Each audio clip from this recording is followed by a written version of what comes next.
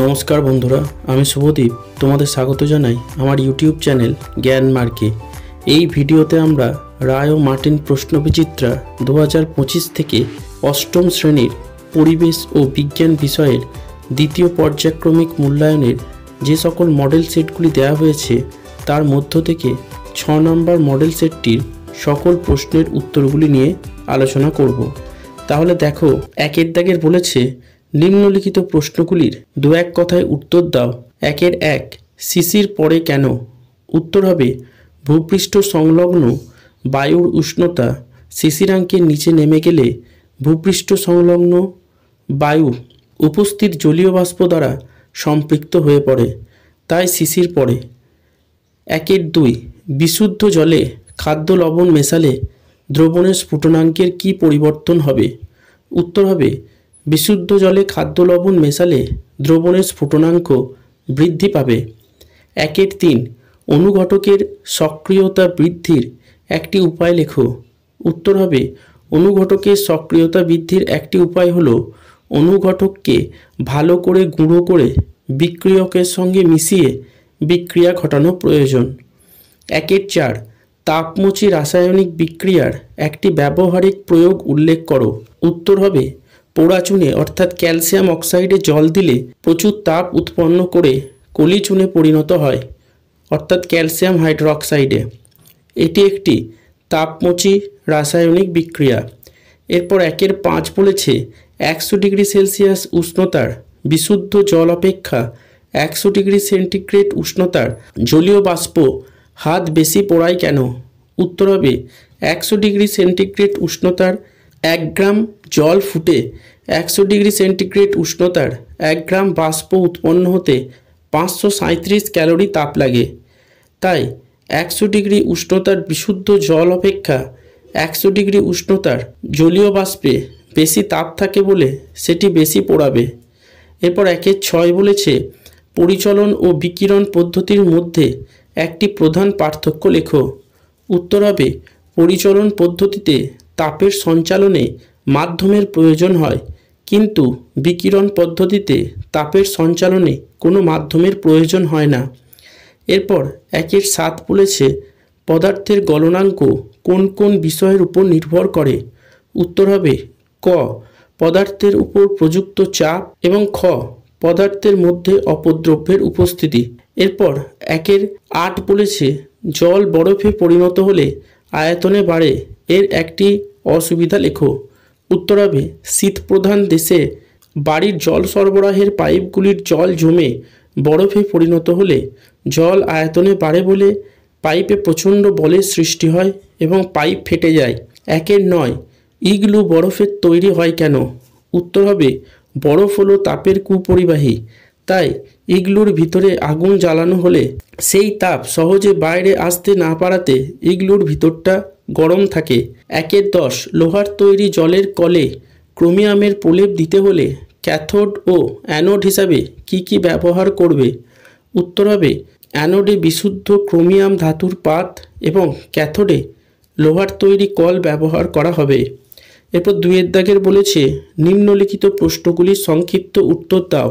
2-1, থার্মোফ্ল্যাক্স যন্ত্রে বিকিরণ পদ্ধতিকে কিভাবে বাধা দেওয়া হয়?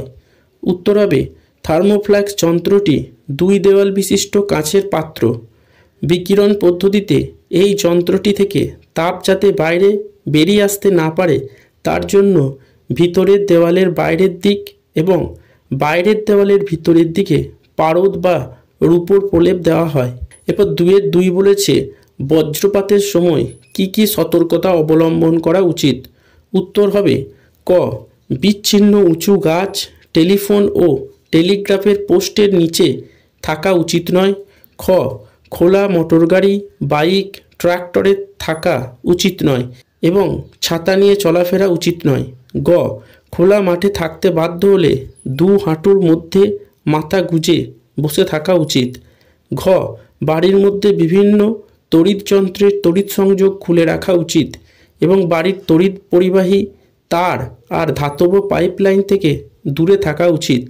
এরপর 2-3 বলেছে তড়িৎ বিশ্লেষ্য পদার্থ বলতে কি বোঝায়?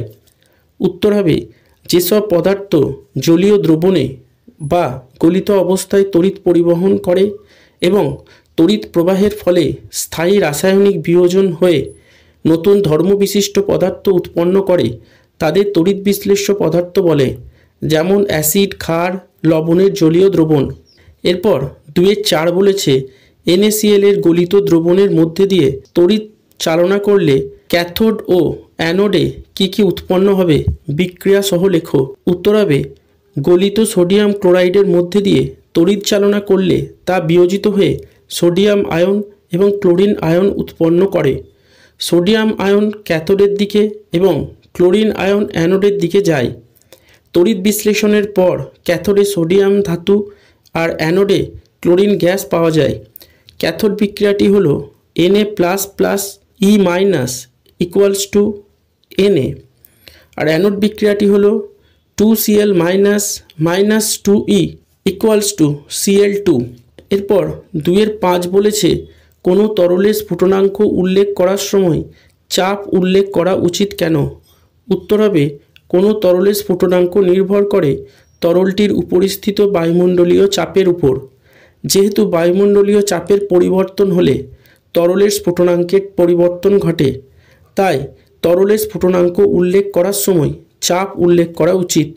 এরপর 2-6 বলেছে একটি বস্তুর ভর 100 গ্রাম, আপেক্ষিক তাপ 0.09 ক্যালোরি পার গ্রাম ডিগ্রি সেন্টিগ্রেড, বস্তুটির উষ্ণতা 50 ডিগ্রি সেলসিয়াস থেকে বৃদ্ধি করে 90 ডিগ্রি সেলসিয়াস করতে হলে কতটা তাপ প্রয়োগ করতে হবে।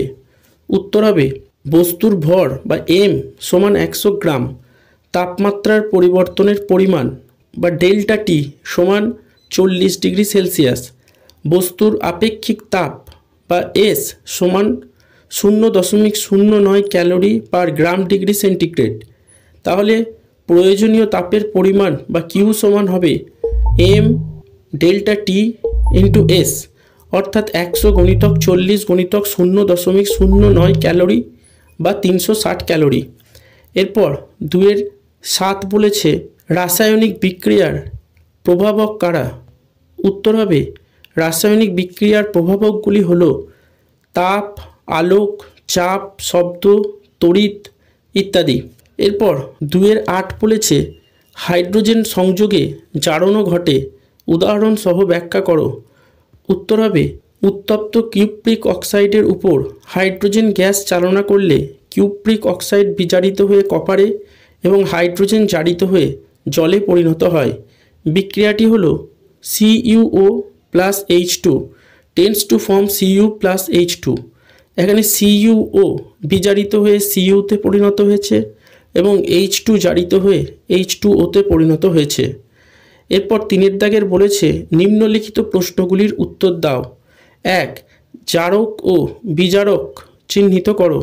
এর বিক্রিয়াটি বলেছে Cl2+2HBr tends to form 2HCl+Br2। এই প্রদত্ত বিক্রিয়াটিতে এখানে ক্লোরিন হলো জারক পদার্থ এবং হাইড্রোজেন ব্রোমাইড হলো বিজারক পদার্থ। বি এর বিক্রিয়াটি বলেছে Zn+CuSO4 tends to form ZnSO4+Cu। এই বিক্রিয়াটিতে Zn হলো বিজারক পদার্থ এবং CuSO4 হলো জারক পদার্থ।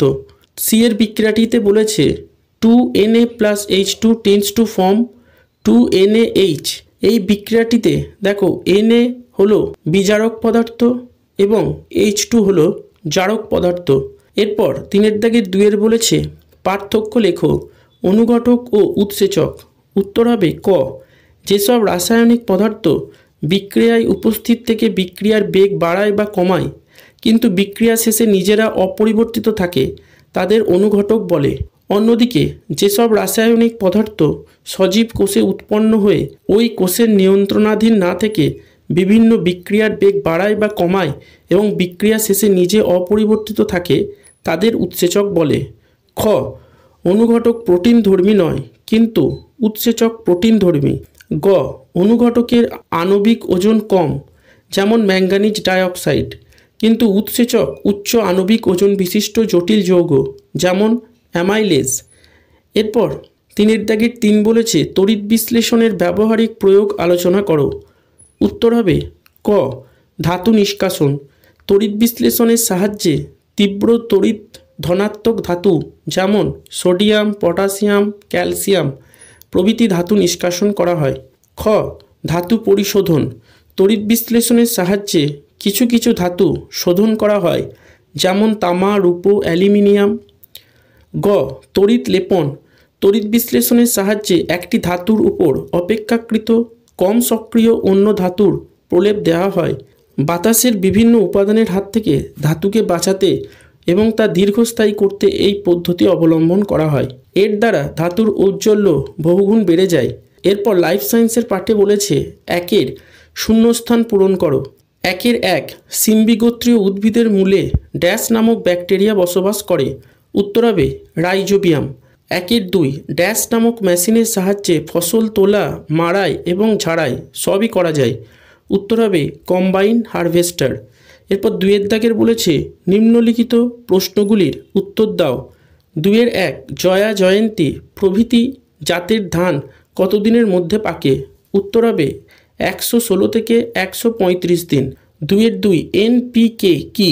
উত্তর হবে নাইট্রোজেন, ফসফরাস, পটাশিয়ামের লবণ সমৃদ্ধ রাসায়নিক সারকে NPK বলে।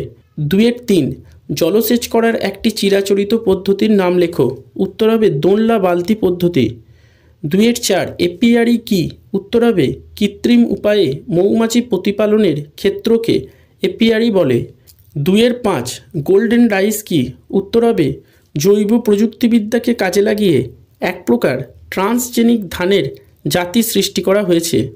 ভিটামিন A সমৃদ্ধ এই ধান থেকে পাওয়া চালের বর্ণ হালকা সোনালি হওয়ার কারণে একে গোল্ডেন রাইস বলে। এরপর 3 দাগের বলেছে নিম্নলিখিত প্রশ্নগুলির সংক্ষিপ্ত উত্তর দাও।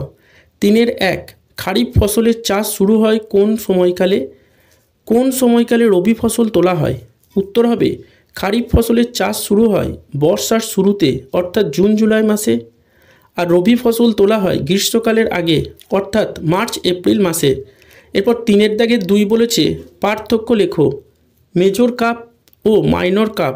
উত্তর হবে ক, মেজর কাপ আকারে বেশ বড় এবং ওজন অনেক বেশি হয়, প্রায় 3 থেকে 4 কেজি, কিন্তু মাইনর কাপ আকারে ছোট এবং ওজন কম হয়, প্রায় 400 থেকে 600 গ্রাম। খ, মেজর কার্পের বৃদ্ধি খুব দ্রুত হয়, কিন্তু মাইনর কার্পের বৃদ্ধি হয় ধীর গতিতে। এরপর 3-3 বলেছে একটি ভারী জাতের এবং একটি মাংস উৎপাদনকারী জাতের মুরগির নাম লেখো। উত্তর হবে একটি ভারী জাতের মুরগি হলো প্লাইমাউথ রক, আর একটি মাংস উৎপাদনকারী জাত হলো ব্রাহ্মা। এরপর 3-4 বলেছে মুরগি চাষে ব্যবহৃত লিটার কি?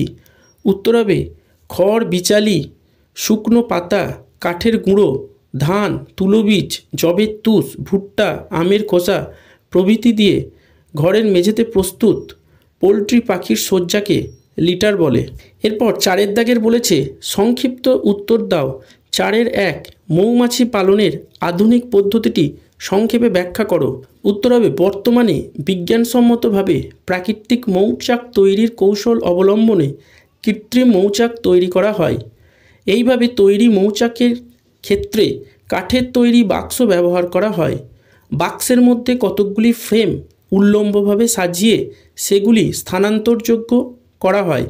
এইভাবে তৈরি চাকের ক্ষেত্রেও মধু প্রকোষ্ঠ থাকে উপরের দিকে আর নিচের দিকে থাকে সন্তান পালনের ঘর। এইভাবে তৈরি মৌচাকে একটি রানী মৌমাছি আর কয়েকটি শ্রমিক মৌমাছিদের ধরে এনে ছেড়ে দেওয়া হয়। কিছু দিনের মধ্যেই দেখা যায় ওই মৌচাকে আরও অনেক মৌমাছি যেমন পুরুষ ও শ্রমিক এসেছে।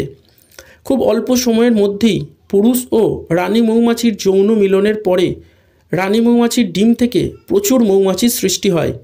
শ্রমিক মৌমাছিরা আশেপাশের নানা প্রকার গাছ থেকে মকরন্দ সংগ্রহ করে নিয়ে মধু তৈরি করে ও সঞ্চয় করে মৌচাকে।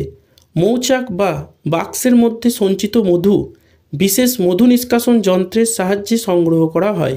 এরপর 4-2 বলেছে চায়ের গুণাগুণগুলি লেখো। উত্তর হবে 1 চায়ে উপস্থিত ক্যাফিন উদ্দীপক হিসেবে কাজ করে। 2 চায়ে থাকে ফ্লাভানয়েড, ট্যানিন, উদ্বায়ী তেল ও ভিটামিন B কমপ্লেক্স যা স্বাস্থ্যের পক্ষে অত্যন্ত উপযোগী।